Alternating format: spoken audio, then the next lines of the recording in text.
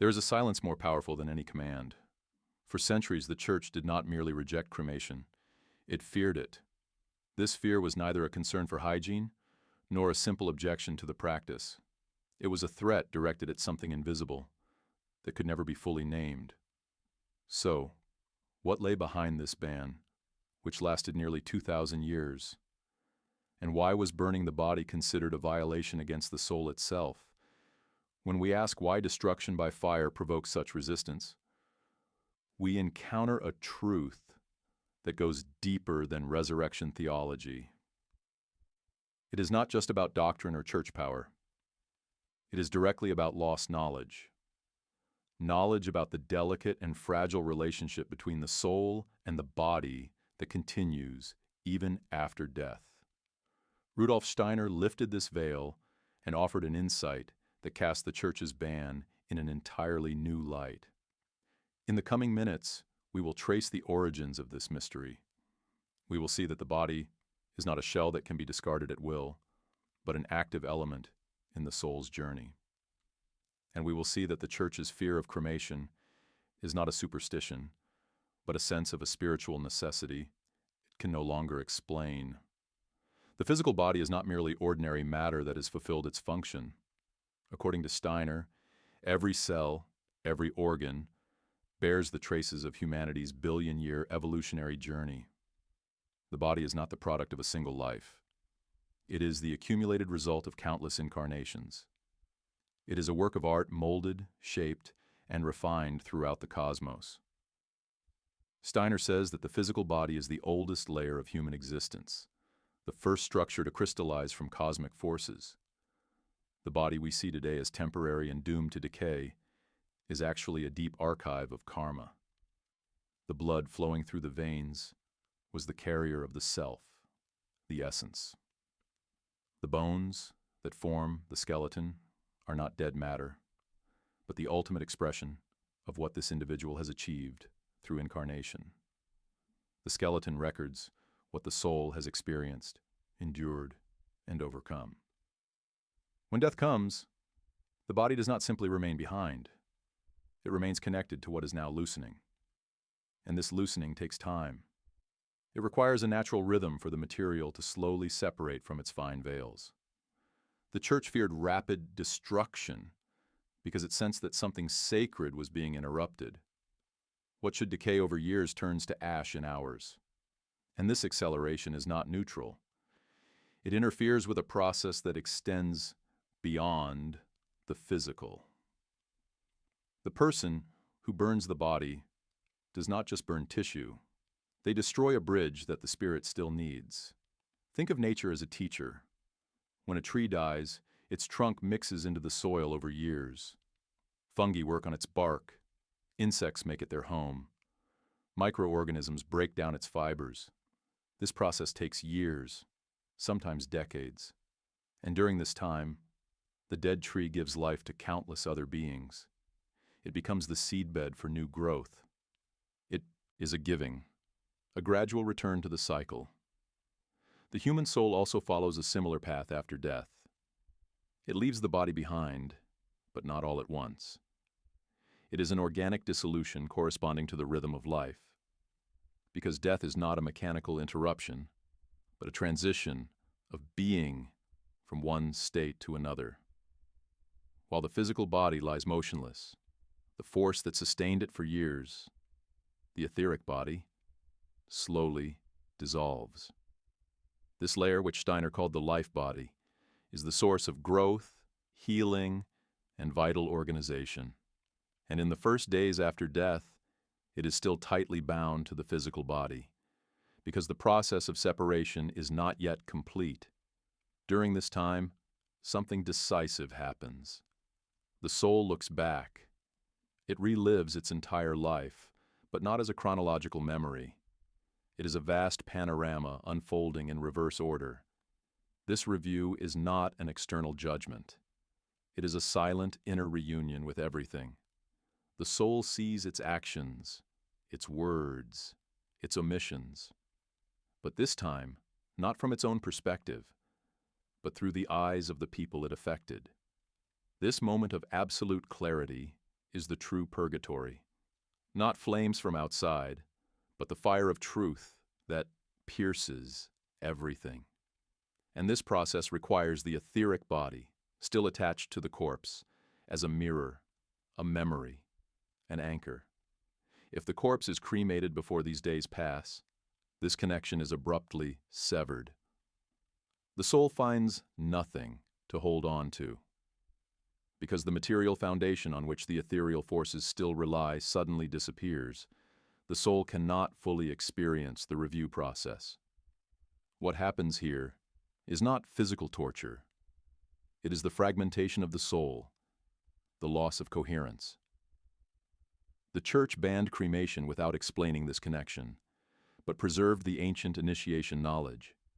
The body needs time to release the spirit. Burial was not just a tradition, it was a protection. It was respect for a mystery that emerged secretly. And when the Church lost this knowledge, it was left with only the ban, stripped of its explanatory power. The soul that leaves the body prematurely finds itself in a state of disorientation. Steiner explained that cremation performed too early can shock the soul. The soul cannot piece together fragments of life memories because it lacks the etheric vehicle to organize and complete these images. A void, a rupture, emerges in the soul's continuity.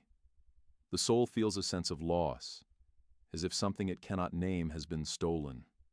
And this sense of loss persists. It carries over into the next incarnation.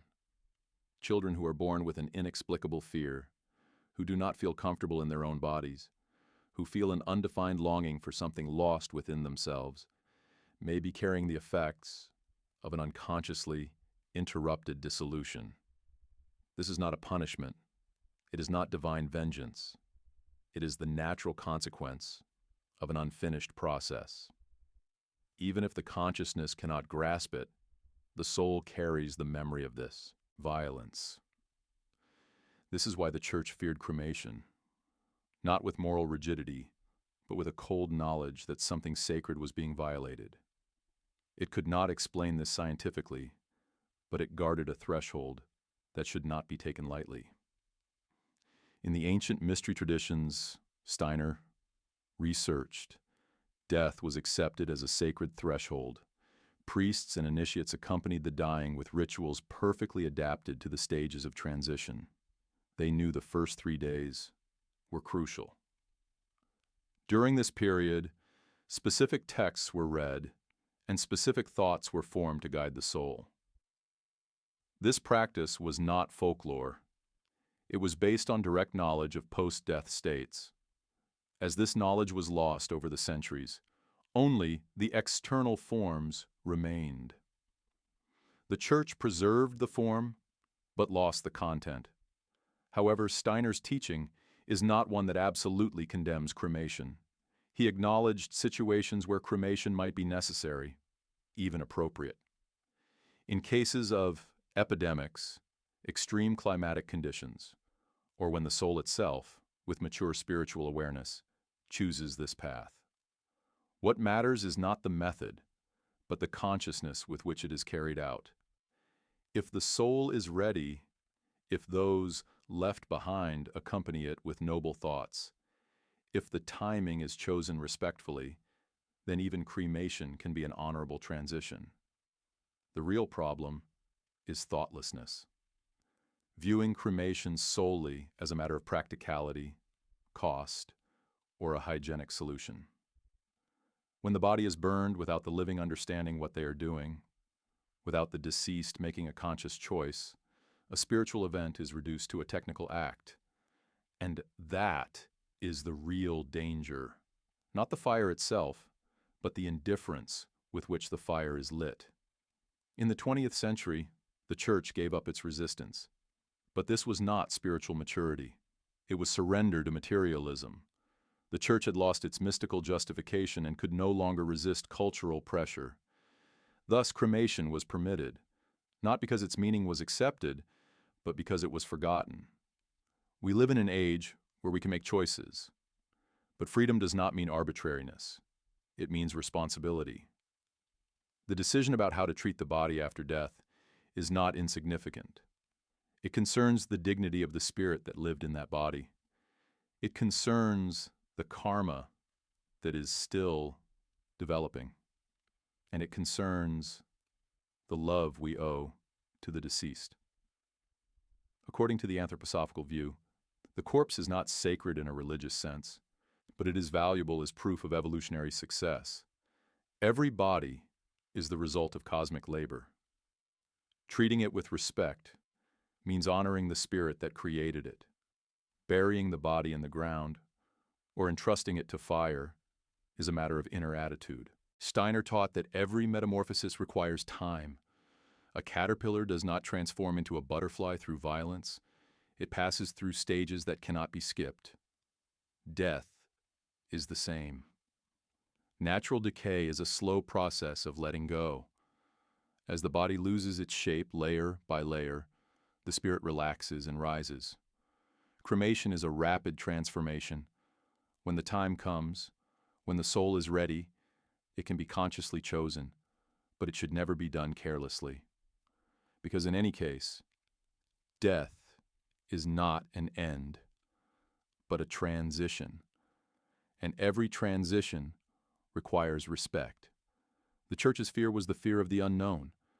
Steiner had revived the living connection between body, soul, and mind, but there was no longer a language for it. Unable to explain it, he could only forbid it. Today we have the ability to act with knowledge. We can no longer reject cremation outright, but we must not practice it thoughtlessly either. True freedom lies in understanding what is at stake.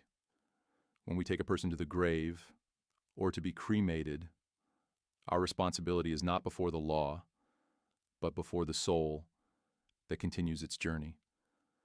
This responsibility begins with the question, did we give the deceased enough time? Did we accompany them instead of rushing the process? Did we build a solid bridge with our thoughts, prayers, and love? The physical body decays. This is inevitable. However, how it decays, at what speed, and with what awareness, is not insignificant. Steiner showed that death is not the end of consciousness, but the beginning of a new stage of perception. The spirit remains active. It experiences, feels, perceives, and it needs time to free itself from the thing that carried it for so long. The modern world has lost this slowness. Everything must move quickly, even farewells. But the spirit does not conform to a schedule. It follows its own rhythm, a rhythm born from the depths of evolution.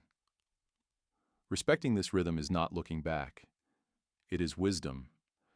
It is striking that similar practices exist in many indigenous cultures that have never been exposed to the influence of the Christian Church. The dead are not immediately buried or cremated. There are waiting periods, vigil rituals, ceremonies lasting for days.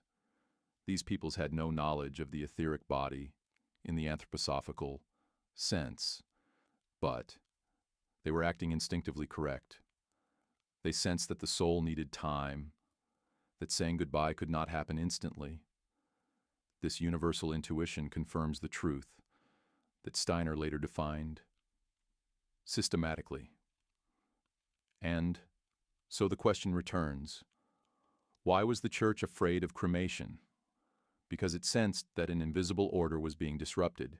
It could not justify this, but it felt it. Steiner gave this feeling a voice.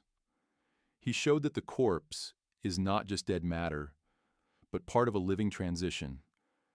He showed that after death, the soul is not immediately free, but is still bound by threads that must be slowly loosened. And he showed that how we deal with the body has consequences that extend far beyond the grave. Today we have the freedom to choose, but this freedom is not light. It carries a heavy burden. Those who decide on cremation must make a fully conscious decision, knowing what will happen, respecting the unseen, and willing to accompany this process not only externally, but also internally. This choice is a responsibility not to the body, but to the soul. Those left behind can accompany the dissolving soul with their thoughts and spiritual attitude. As Steiner taught, our thoughts do not disappear. They are perceived. They have an effect. When we think of a deceased person with love, gratitude, and compassion, we send them light, and this light helps them find their way. Especially in the early days, when the soul is still half attached to the world, these thoughts are of immeasurable value. Like a hand extended to someone trying to cross the threshold, they guide the soul's passage. The Church's prohibition was an attempt to protect this threshold. But prohibition alone is not enough. What we need today is a spirituality based on knowledge, not fear. A spirituality that does not hide death, but makes room for it. One that does not belittle the body, but does not idolize it either. One that sees the transition as a sacred moment that must be earned. When the soul leaves the body, it enters a new realm. But this realm is not completely detached from the old one. There are contact zones, intermediate layers, between this world and the other world. In these areas, the soul experiences a profound re-encounter with its own life. And this encounter is not accidental, but a preparation. This retrospective determines how the soul will process karma, understand its shortcomings, integrate its successes, and prepare for its next existence. When this process is interrupted, something remains open. The soul carries a wound it cannot heal because it does not know the reason. It only feels that something is missing, that something went too fast, that it was not ready. And this lack colors what follows. The fundamental melody of the next existence becomes a tone of uncertainty, of unease, that cannot be categorized. This is the karmic price of unconscious cremation. Not punishment, but consequence. Not a curse, but discomfort. A discomfort that can be healed, overcome, but that need not be. That is why the question of how to treat the body is not a matter of fashion or convenience. It is a matter of love and spiritual hygiene. Let us consider the elements. Earth takes the body, dissolves it, fiber by fiber, makes room for bacteria, roots, and microscopic life. It allows time. Fire, on the other hand, brings sudden transformation. It consumes in hours what the earth does over years. Both elements have their own truth, power, and symbolism. But the real question is, which element suits the individual destiny of a soul? Some souls can handle fire. They are ready for it. They have completed their task on earth and can accept rapid transformation. Others need the gentle embrace of earth, which gives them time. Once cremation has taken place, it cannot be undone. But we can learn from our mistakes. We can begin to be more conscious. We can ask ourselves, what does this soul need right now? What best helps its transition? And then, understanding what will happen, not settling for vague hopes about the other world, truly grasping what happens when the spirit leaves the body, we can prepare for our own death. Steiner gave us tools to provide this understanding. He described the stages of death in a non-romantic, but sober and clear way. He showed that the soul does not fall into anything, but does not immediately ascend to heaven either. The soul goes through a process, and these processes can be made easier or more difficult depending on our behavior. The Church tried to protect without understanding these processes. Today, we have an opportunity to understand them and consciously protect them. Not through prohibitions, but through knowledge. Not through dogmas, but through compassion. When done at the right time and with the right awareness, cremation is not a crime against the soul. However, when done thoughtlessly, simply because it is tradition, it becomes a crime. Perhaps the greatest lesson we can draw from Steiner's insights is this: death is not an enemy. It is a transition, and like any transition, it must be accompanied. The deceased should not be left alone, not physically, nor spiritually. The task of the living is to support the deceased with their presence, their thoughts, their love, and to continue to be there in their thoughts, their prayers, their silent memories after death. This task does not end with the funeral or cremation. It continues. The first weeks, months, and years after death are crucial for the soul to find its way in new dimensions. Our thoughts reach it, our love carries it, and our indifference hurts it. This is not sentimentality. As Steiner defined it, this is spiritual truth. The Church's fear of cremation was justified, but it was also limited. It recognized the danger, but did not fully understand what that danger was. It merely warned without explaining. Today, we can do more. We can differentiate. Yes, there are risks, but we can also say there are opportunities. It depends on how we act. If cremation is chosen, it should not be performed before the third day after death. This simple rule can prevent a great deal of suffering. It allows time for the soul to orient itself, review its life, and detach from the etheric body.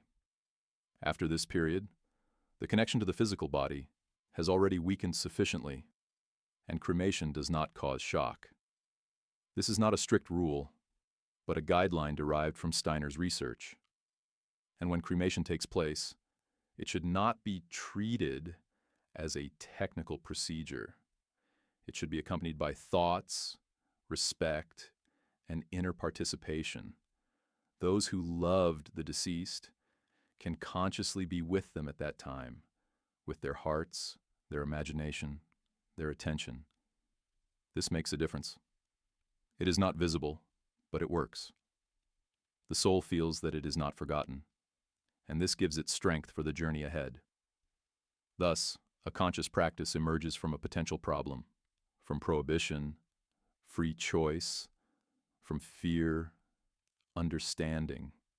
Steiner showed us this path, not a return to old dogmas, but progress towards a new spirituality based not only on faith, but on knowledge. One might ask whether all this is too complex, too esoteric, too far removed from practical life. But this is precisely where the mistake of our time lies. We have banished death from life, relegated it to hospitals and funeral homes, as if it were a shameful necessity, something to be dealt with quickly and discreetly. Yet death is the most intimate moment of a biography. It deserves the same attention, the same care, the same love as birth. We prepare for months for the arrival of a child, but we leave a person's departure to routine. If you've listened this far, you're probably someone who takes the invisible dimensions of life seriously. You're someone who understands that not everything can be seen with the eyes. You're someone who seeks the truth, even if it's uncomfortable. This search connects us to each other, and it connects us to those who have gone before us and those who will come after us. We are part of a chain that stretches through time. And what we learn today can help others act more consciously tomorrow. If this topic has affected you, raised questions within you, or confirmed something inside you, let us know. Write your thoughts, experiences, and unanswered questions in the comments. This channel is a space for souls who want to look deeper, a space where we can make the invisible visible together. If you wish to be part of this community, subscribe and join us on this journey that has no end, but always crosses new thresholds. The Spirit thanks you for your interest. It knows that everyone who listens brings a little more light to this world.